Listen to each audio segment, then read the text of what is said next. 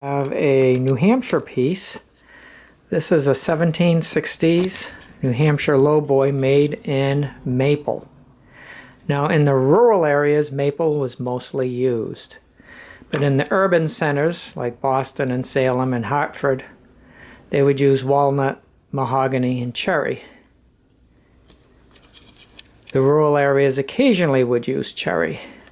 This is a beautiful piece. Has its original cast brasses. A nice, somewhat concave fan.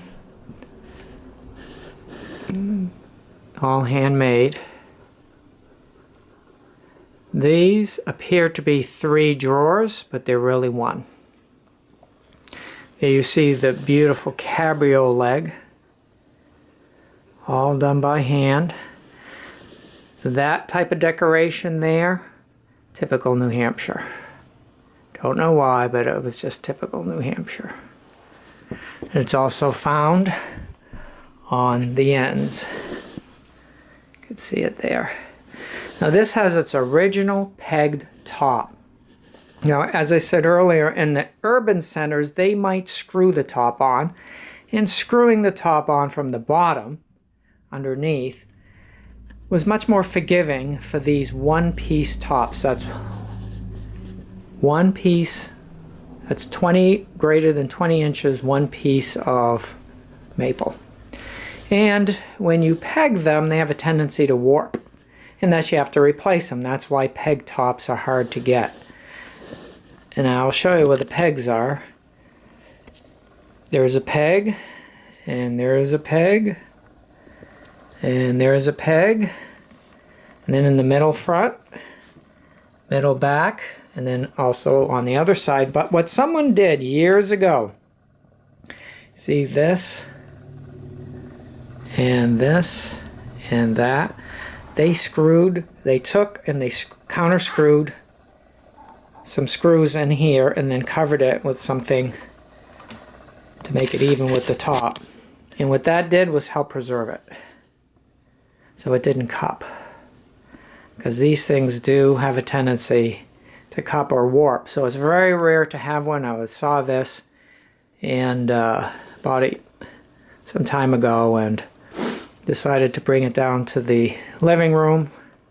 It's big, it's hard to carry. I got someone to help. So a beautiful piece. Has its original brasses. Like I said, this is 1 drawer. And I'll come in here, open it a little more.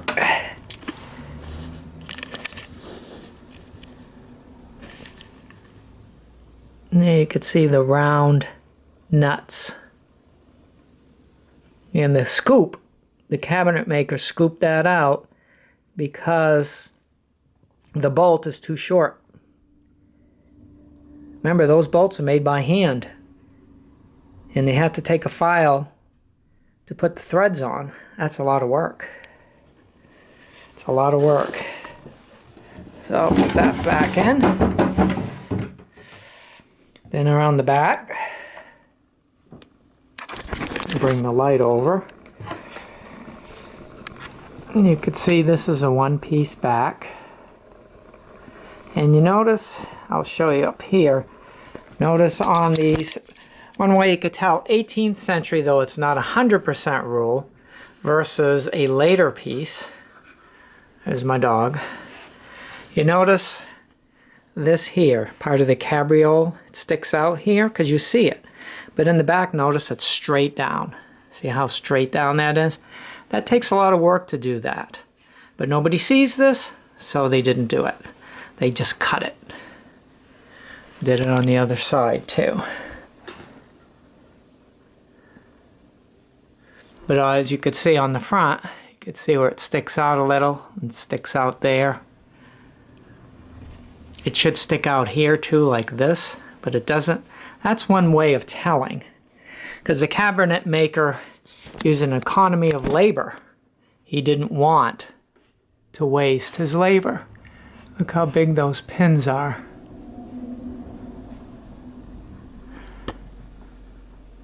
There's one there. All those pens are made by hand. So a nice piece. I'm not sure if this is original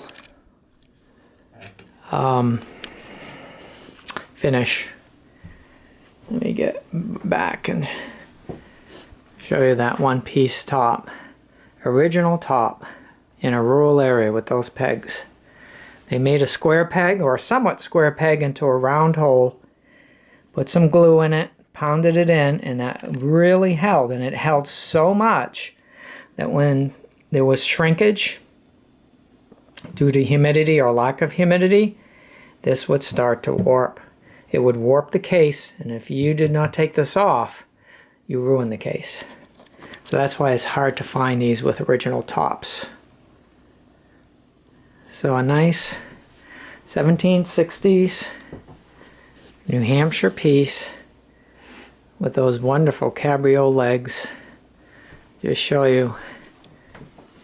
Notice how, as I was saying with the back, notice how it's curved here and it's curved here, but in the back they didn't curve it here.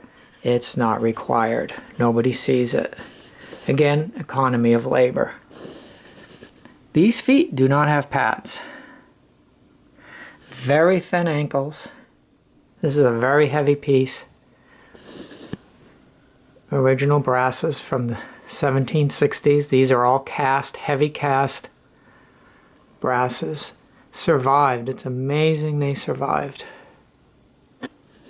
And then that nice fan.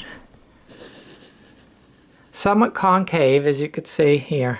Kind of goes in, but not a lot, but enough. Just a nice little piece with that typical decoration for New Hampshire. Don't know who made it. It did come from an estate. This has been in New Hampshire. Pretty much in the same family. I don't know their name. That's how we know it's from New Hampshire, plus that decoration. Plus it's maple. Back in the 1760s, if you were a rural citizen, you probably could not afford a walnut or a mahogany lowboy. Lowboys are getting very difficult to get. High boys are much easier to get. These cost more. Now, these pieces here cost more than high boys, of the same quality, of course. So there it is, 1760s, maybe even late 50s, New Hampshire lowboy in maple. And there's my dog. Thank you. See you next time.